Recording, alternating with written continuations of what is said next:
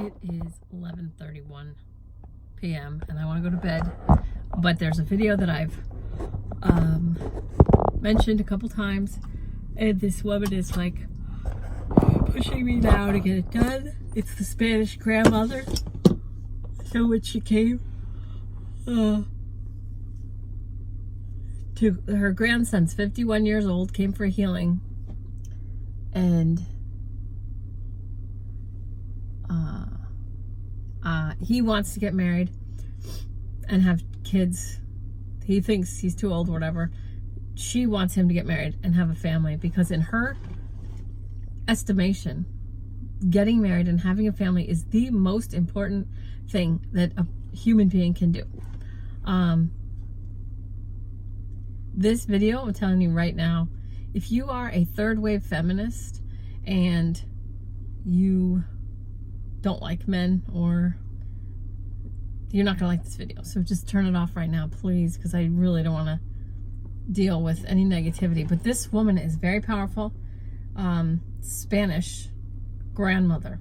So I started doing this healing on this guy. It was over a month ago, and she just said, "Abuela," like tell him Abuela is here. And I knew it wasn't Abuela, it's like Abuelita or something like this. And then she was calling him something, and it's I'm like, what did you say? And then I think it was Mito, like M-I-H-I-T-O, Mito. It's like, it sounds like one word, but it's two words, whatever. It's like, my Ito. And she kept wanting me to say it. And I was like, no, I don't want to say it. I don't want to say it. She's like, say it.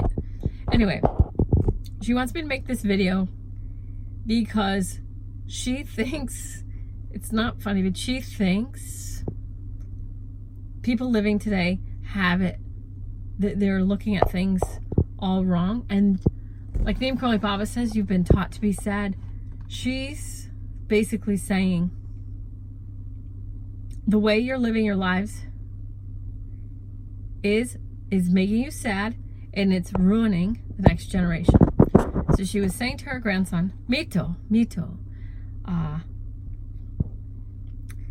live the way we live. Show the world, she was saying, like, show the world how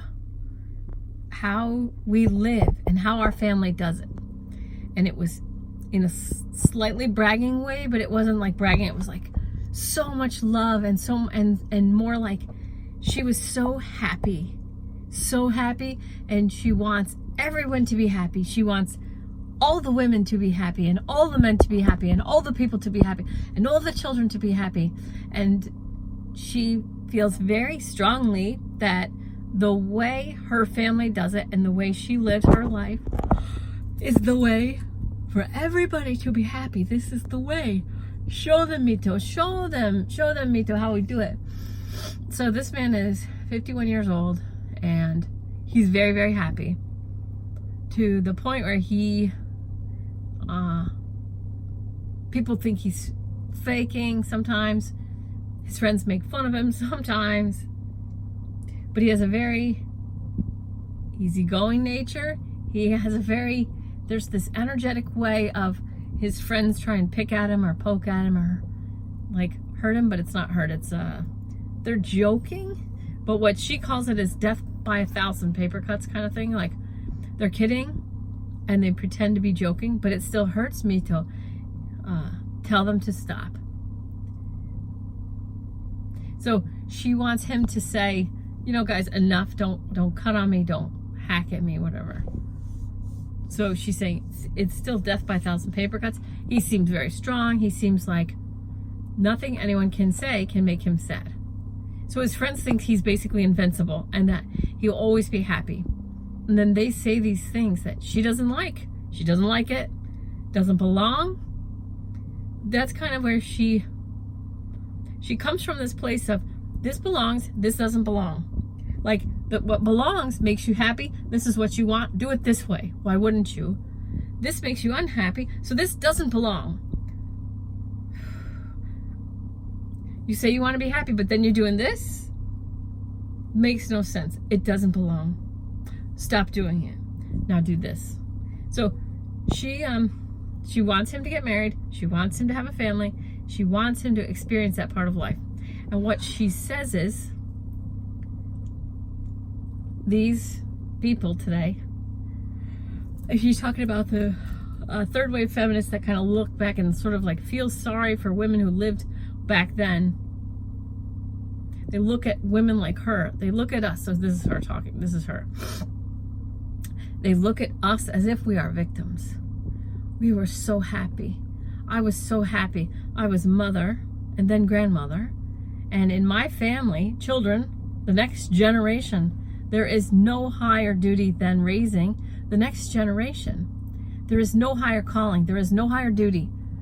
There is no more respected job than raising the next generation. So I told my husband what I needed to raise my children. I told my husband, I need this, this, this, and it was his job to give it to me. So like she called the shots. So she was in charge. Because the men put the next generation or the children as their priority too.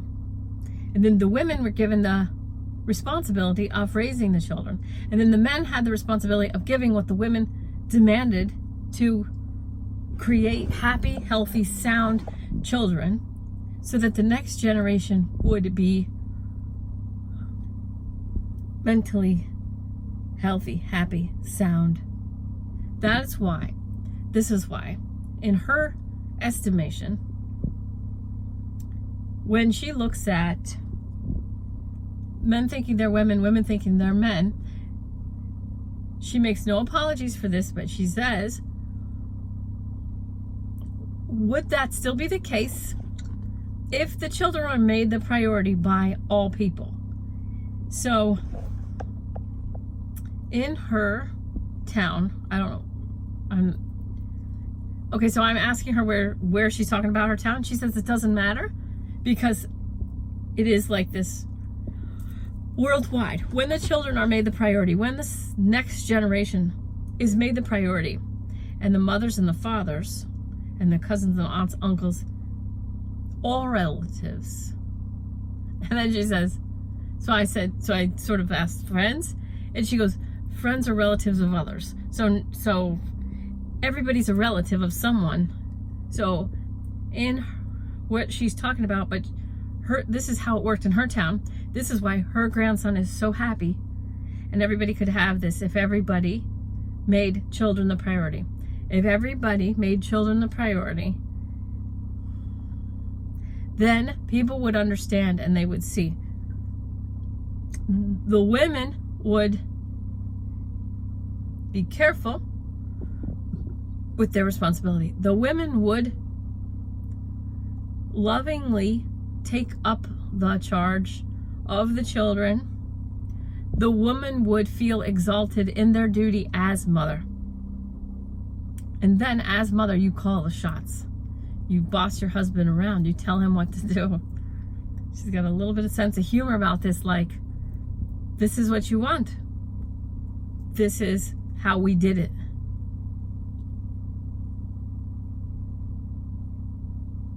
Okay?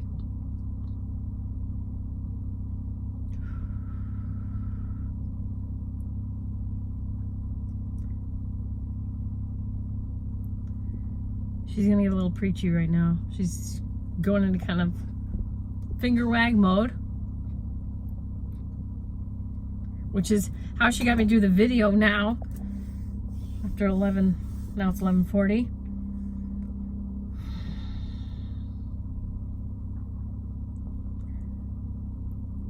Somewhere along the way, people became selfish and they lost track of how good responsibility can feel, how good it can feel to be in charge of a little baby, like a baby's life. This gift from God. So I'm asking her now if she's religious, and she says it doesn't matter. I feel like she is. Like, I feel like she had crucifixes and Jesus statues around. She says it doesn't matter. She says you don't need to go to church to put your children first. You don't need to believe in Jesus to prioritize the lives that you are creating. And prioritizing teaching them, so they're teaching them over your own gratification, over your own, I want it now. Impatience. So prioritizing children's, she's trying to tell me the prayer that I say, health, safety, happiness. Prioritizing children's health, safety, happiness, but teaching, so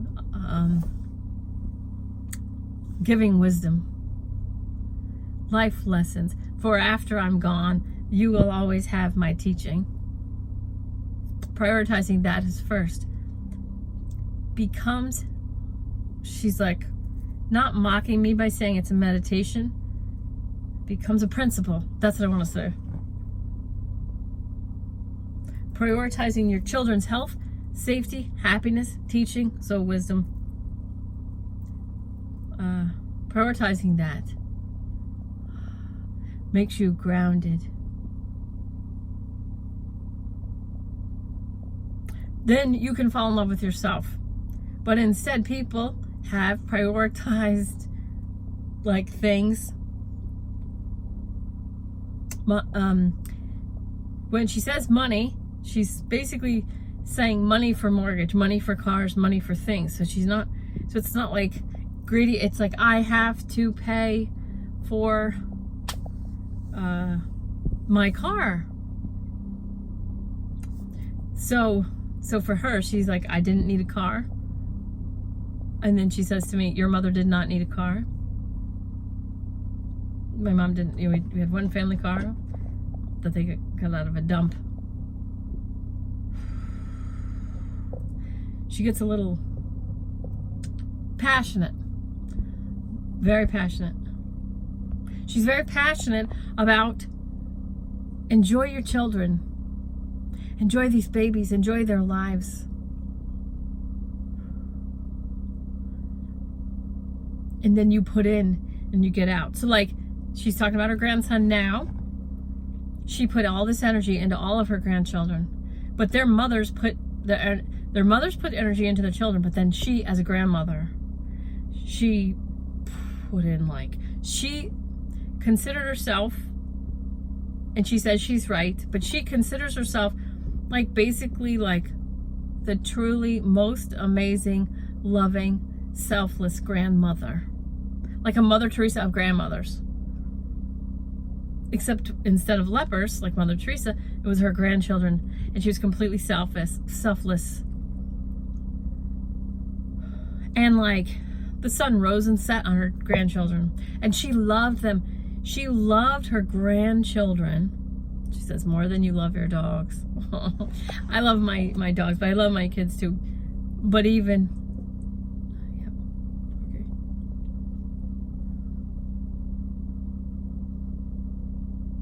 she says it's not too late.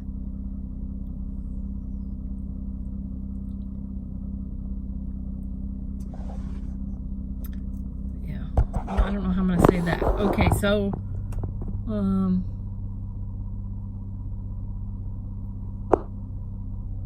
okay, she just says, simply enjoy your children. Enjoy your life with your children. So, you know, there was only ever going to be one you, and there's only ever going to be one them. And you get to be the grandparent, is what she's saying, but also parent of this life that only exists one time. This is not spoiling, she says. There is loving discipline. So she had a harsh energy, but a loving word. So she would say, no, Mito. But there was a loving energy, but a harsh word. You don't have to hit. Don't, like spank, she's saying. loving energy, harsh word. No, me too. She says Americans could, like English speaking people, unacceptable. So there's some sort of phrase or word that she had that was sort of close, that the closest thing she could think of in my language would be unacceptable, but very loving energy. Powerful, loving energy, harsh words. Finger. She says the finger is very important. The finger lets them know. No, Mito. Unacceptable. Children want to learn. And if you don't teach them, they will learn things you don't want them to learn from other people that you don't want them learning from.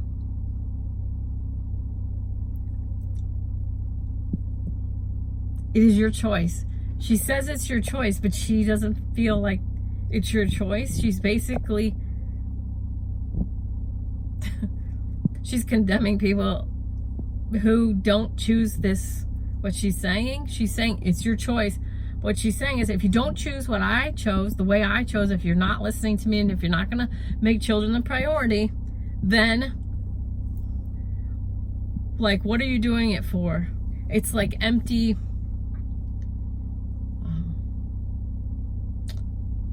movements. It's like someone in a dance class that's like doing Zumba, but they're like this. They're doing Zumba like this instead of like really trying.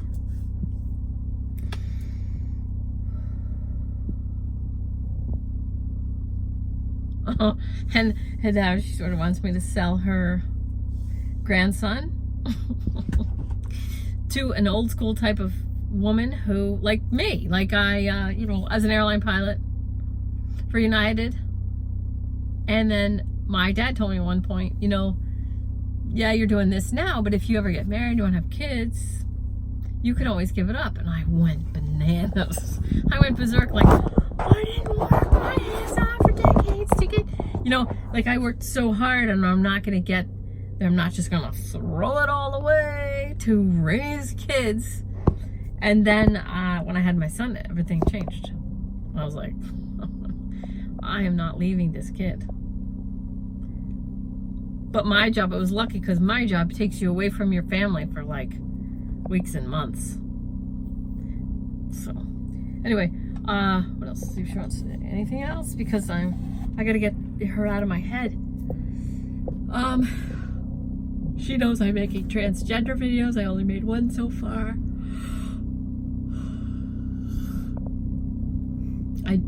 Okay, so what she's saying about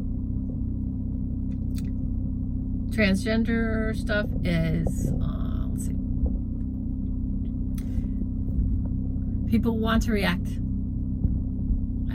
sadly or angrily, painfully. Okay, people want to react like they're in pain to, it's called gender now, but I think she means like sex, so it's just male and female.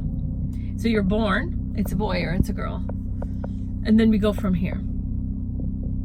Blue hat, pink hat, then we go from here. And she says,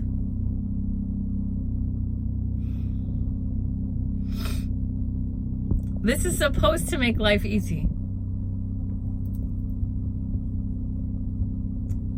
Sex, male, female. This is supposed to make life easy. She says, if you don't want to be part of that, male, female, if you don't want to be part of getting married and having children, then fine. But she doesn't understand it, but she says fine. But she says basically kind of like, I'm going to say it, I'm going to see if she fixes it. But why do you want to ruin that for everyone else? She says, some of us like the pink hats and the blue hats. Some of us like the simplicity. Male, female. If our sons or grandsons are gay, or if she says, if our sons and grandsons are gay, that's fine. That's okay. But they are still boys. They are still males.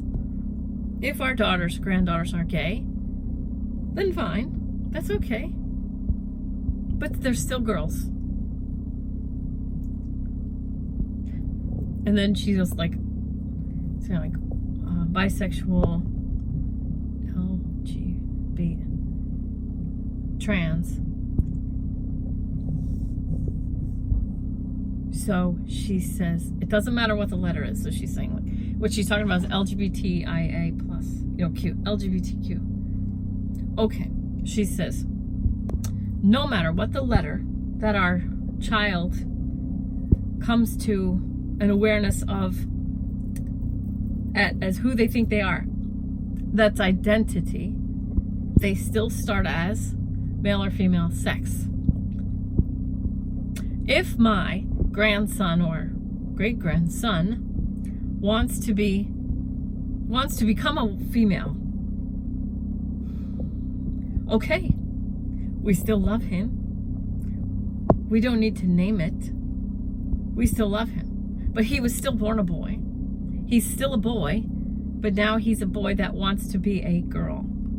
And then we love him, and our family, we all love him. We rally around him.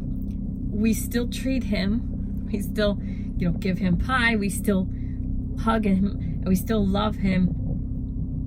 And if he brings home someone else who is also in this way, changing gender or whatever, we love them, because that is who our family member chooses to love. So we love our family, of course, but then we love who they bring home, because whoever my family brings home, my children, my grandchildren, whoever they bring home, is someone that wants to love my child, my grandchild. Okay, they still wore blue hat on the first day of life, or pink hat on the first day. Why the complication? Why does it need to be so difficult? Why can't they leave children alone? Why can't they leave children alone?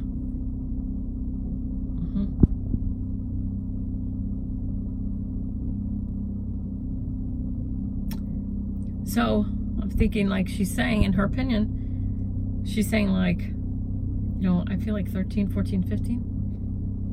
15. She's saying 15 years old, like a boy likes other boys. Okay. So then at 15, figure out at 15. Not 4, 5, 6, 7, 8. She says she thinks a lot of children are doing things for attention, to get attention. They want attention. And okay, well, I don't want to say that. I don't want to say that part.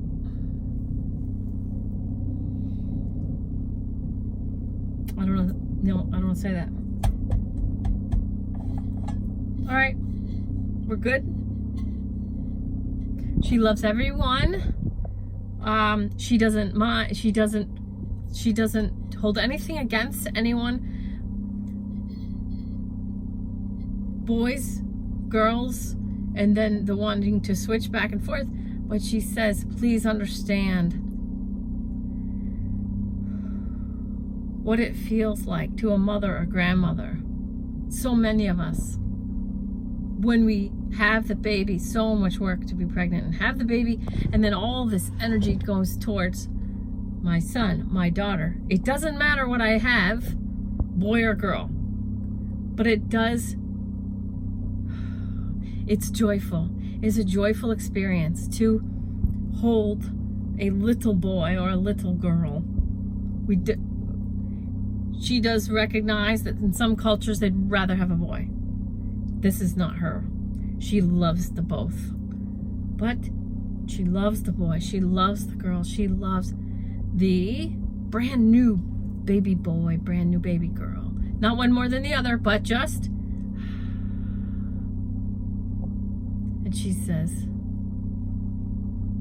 because she's referencing, okay, so when my son was born in 2007, he had a blue hat, and that's when they had blue and pink hats. But then my daughter was born in 2011, they had all white hats. Everybody's white hats, and the nurses had no idea it was a boy or girl. Everybody's tired, and they would try and guess.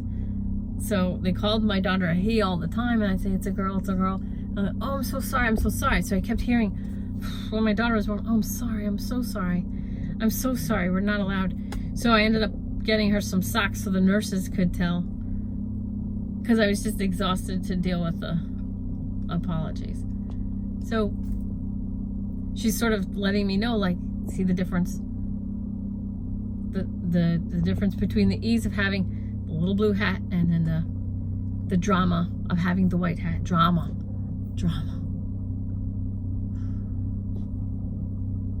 But she loves everybody. She loves you all. She loves so much. She wants you all to be happy. She knows that having children is not for everybody. Getting married is not for everybody. It is for my grandson. She wants everyone to be happy. She wants everyone to be smiling, walking around, enjoying their life. She enjoyed her life. She wants women to understand their power in the home, because she's saying, like, women seem to only see power in, like, 6-figure CEO jobs, kind of is what she's kind of alluding to, like big jobs. But she's saying, like, top of the pile, top of the heap jobs.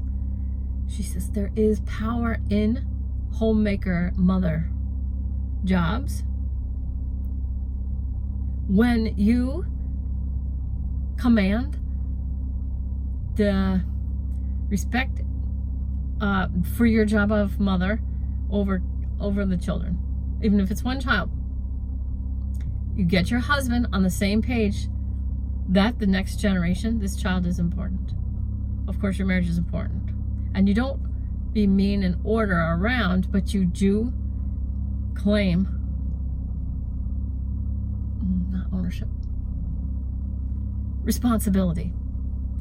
Like you hold the energy, mothers, stay-at-home mothers. You hold the energy of, my job as mother is more important than any other job in this household. This child's personality is more important than, a man could have multiple jobs, but the mother raising that child or those children, that's like in her, she knows that women can walk away from that job, and you can throw your kids in daycare, and you can just like leave. So I totally get that. But she says, get to know yourself well enough to know if this is for you before you do it. And if it's for you, never feel guilty. Never feel like your job is not important. Okay. So, people have come to value money in a way that's very unhealthy. And she says, it's ironic that they complain about greedy people. They complain about greedy people. They complain about people. Okay. So people share all this stuff about love is more important. And then they see this stuff on Facebook in between jobs, and like telling their children, hold on. Let me just scroll through my Facebook feed a little longer, something like this. So, money has become this thing that's very distracting. Making money. And I remember my mother, when my dad, one time he said, I hope you liked your job because it cost us $100. She's like, what? He said, yeah, so your job put us in a higher tax bracket, so we got charged more taxes. And if you hadn't worked at all, then we could have just had one salary, and you and the kids were dependent on me completely, and then we didn't have two salaries. He says we would have saved $100. So my mom, so they found out one year that if my mom didn't work at all, we would have saved $100. So she stopped working because she's like, well, that's silly. So this lady's they have access to my mind and my stories. So she's saying, Money became this thing that's so important. We have to bring in money. We have to bring in money. Both people working. And then the kids, where are the children? They're not feeling loved. They're not feeling loved. There's no way they can feel loved. Okay. It's like she's saying, kind of like, sorry to tell you, this is the way it is. This is just the way it is. Yeah. Okay. So she may pop in from time to time, and I think she's good. All right. Love you. I gotta go to bed. Love you.